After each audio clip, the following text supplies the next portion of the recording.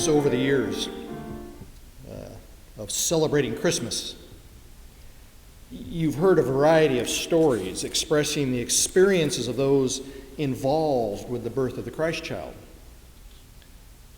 We often speak of the parents of Jesus, or the wise men who traveled from so far away, attempting to understand their perspective. It's not uncommon to reflect upon the innkeeper who caused the holy couple to sleep in the barn and wondered if he felt guilty.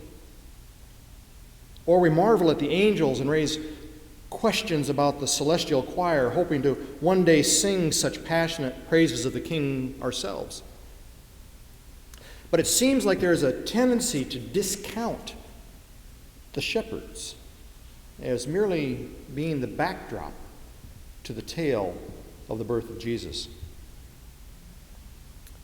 I'm suggesting this morning that they are much more than mere window dressing.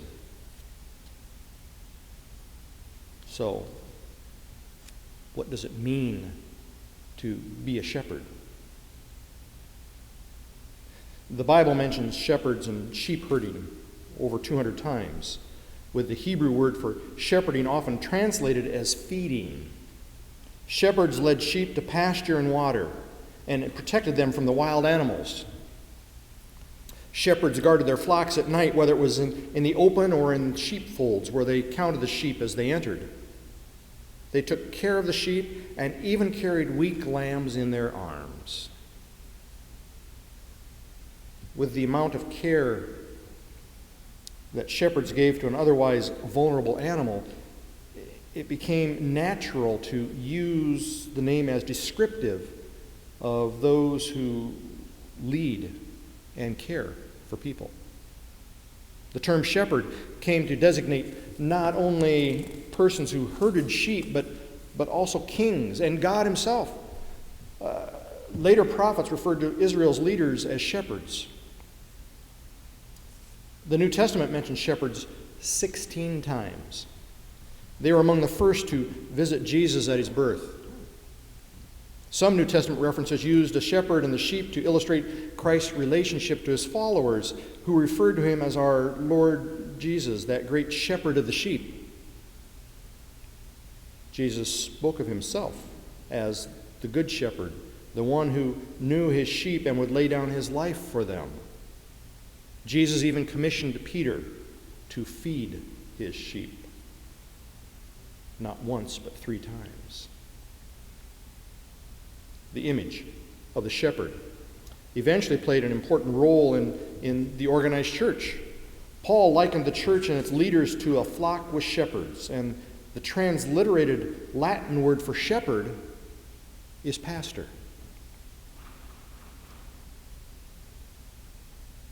But what does it mean to be a shepherd?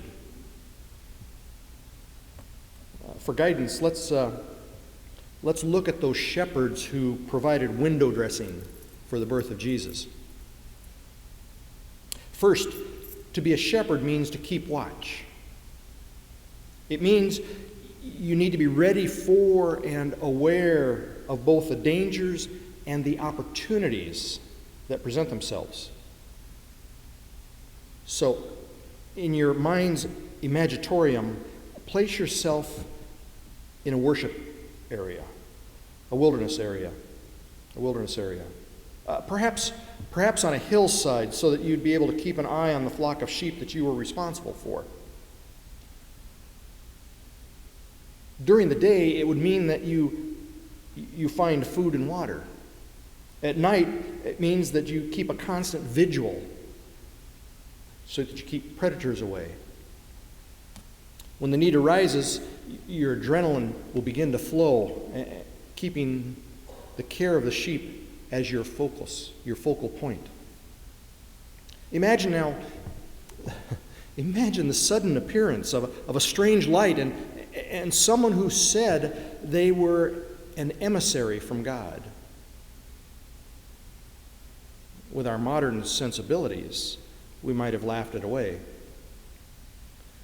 But God's presence was taken very seriously by those shepherds. They were terrified of the angel and the unknown glory that surrounded them, but they didn't run. Instead, they remained open to what was happening and ready to act if need be. Their reward was to hear that there was a great joy present in the world, and it was for everyone.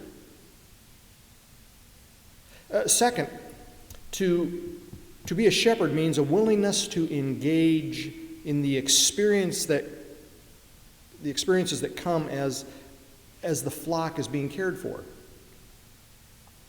Those who heard the news didn't remain stagnant or secluded on a hillside. They sought out the manifestation of the Holy One the angels were praising. They chose to understand what the great joy was that the celestial choir was singing about. They chose to engage in a new risk, a new venture. They chose to discover for themselves the reality of God's presence. Third, to be a shepherd requires a willingness to share with others the impact of the experiences that are encountered. If bad water were discovered, the shepherds would warn others. If they came across abundant grass, the word was passed on to others. After seeing for themselves the baby lying in the manger, the shepherds spread the word about the child. The account doesn't tell us what occurred in that stable in Bethlehem, but the shepherds were impacted in such a way that they began to share with others the excitement and the possibilities.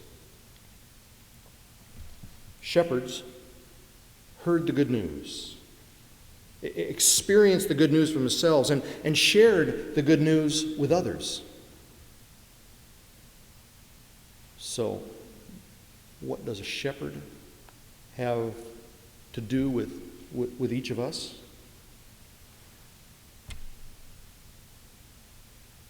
Of course, everything. Everything. Our faith experience is the experience of the shepherds on that hillside almost 2,000 years ago. We have heard the good news of great joy. For some of us, it was as a naive child. For others, we discover the joy as a world-weary adult. Terrifying as it might have been, we've heard about God's presence and decided to seek it out for ourselves. Perhaps some of you here today are in the midst of that very seeking.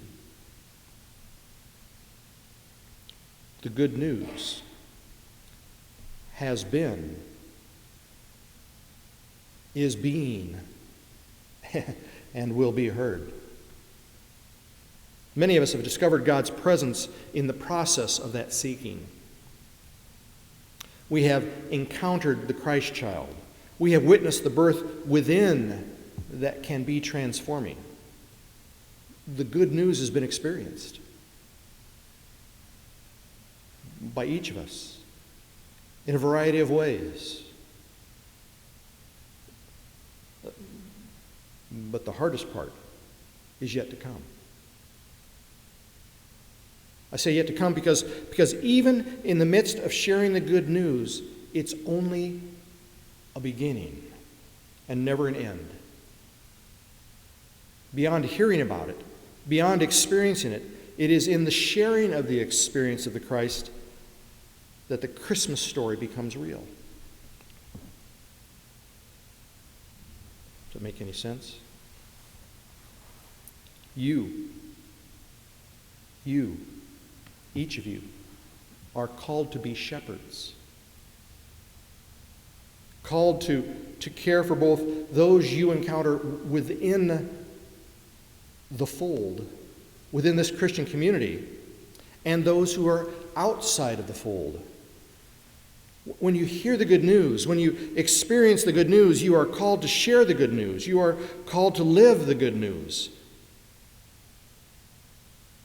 So on this Sunday after Christmas, I simply invite you to continue the Christmas story.